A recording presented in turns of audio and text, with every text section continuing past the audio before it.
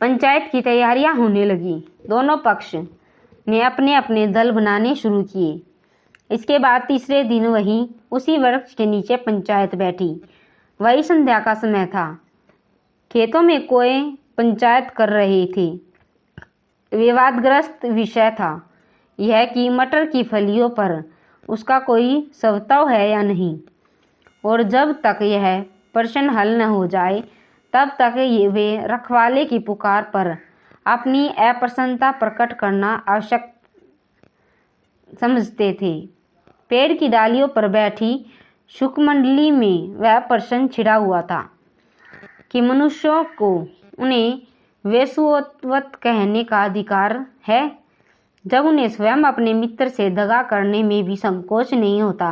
पंचायत बैठ गई तो रामधन मिश्र ने कहा, आप देरी क्या है, पंचों का चुनाव हो जाना चाहिए। बोले चौधरी, किस किस को पंच बदलते हो? अलगू ने दीन भाव से कहा, समझू साहू ही चुन ले। समझू खड़े हुए और कड़कर बोले, मेरी ओर से जुम्मन शेख। जुम्मन शेख का नाम सुनते ही अलगू चौधरी का कलेजा धक धक करने लगा, मानो किसी ने अचानक थप्पड़ मार दिया हो। रामधन अलगू के मित्र थे। वह बात को ताड़ गए। पूछा, क्यों चौधरी, तुम्हें कोई उजर तो नहीं? चौधरी ने निराश होकर कहा, नहीं, मुझे क्या उरज होगा। अपने उत्तरदायित्व का ज्ञान बहुधा हमारे संकुचित व्यवहार का सुधारक होता है। जब हम राह भूल कर भटकने लगते हैं तब यही ज्ञान विश्वसनीय पथदर्शक बन जाता है।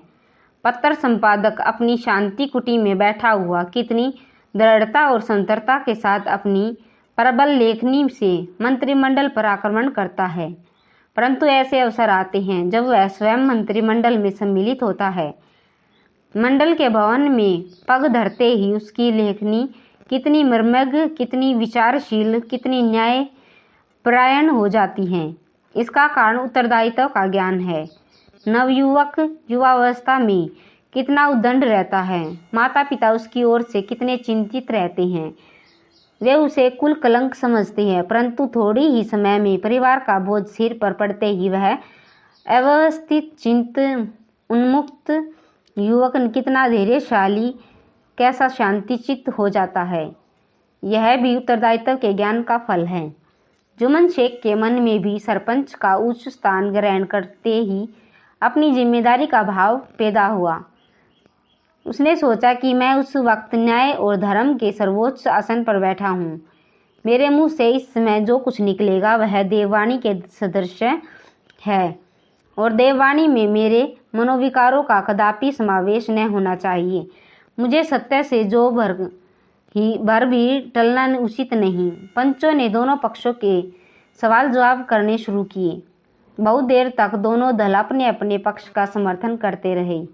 इस विषय में तो सब सहमत थे कि समझू के बैल का मूल्य देना चाहिए, परंतु वो महाशय इस कारण रियायत करना चाहते थे कि बैल के मर जाने से समझू को हानि हुई। उसके प्रतिकूल 2 सभ्य मूल के अतिरिक्त समझू को दंड भी देना चाहते थे, जिससे फिर किसी को पशुओं के साथ ऐसी निर्दयता करने का साहस न हो। अंत में जुम्मन ने फैसला सुनाया, अलगू चौधरी और समझू साहू, पंचों ने तुम्हारे मामले पर अच्छी तरह विचार किया। समझू को उचित है कि बैल का पूरा दाम दे। जिस वक्त उन्होंने बैल लिया था कोई बीमारी न थी।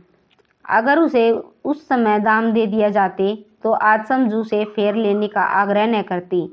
बैल की मृत्यु केवल इस कारण हुई है, उससे बड़ा कठिन परिश्रम लिया गया, उसके दाने चारे का कोई प्रबंध न किया गया।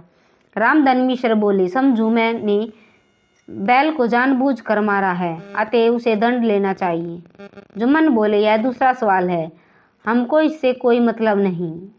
झगड़ू साहू ने क्या समझू के साथ कुछ रियायत होनी चाहिए? जुम्मन बोले, यह अलगू चौधरी की इच्छा पर निर्भर है। रियायत करे तो उसकी भलमनसी। अलगू चौधरी फूले न समाये, उठ खड़े हुए और जोर से बोले, पंच परमेश्वर की जय। इसके साथ ही चारों ओर से प्रतिध्वनि हुई, पंच परमेश्वर की जय। यह मनुष्य का काम नहीं, पंच में परमेश्वर का वास करते हैं, यह उन्हीं की महिमा है। पंच के सामने खोटे को कौन खरा कह सकता है।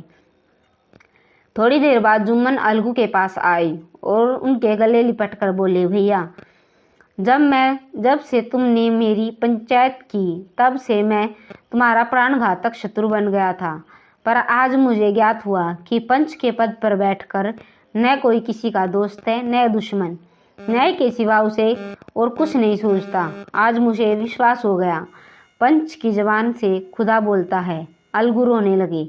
इस पानी से दोनों ने दिलों का मैल धोया।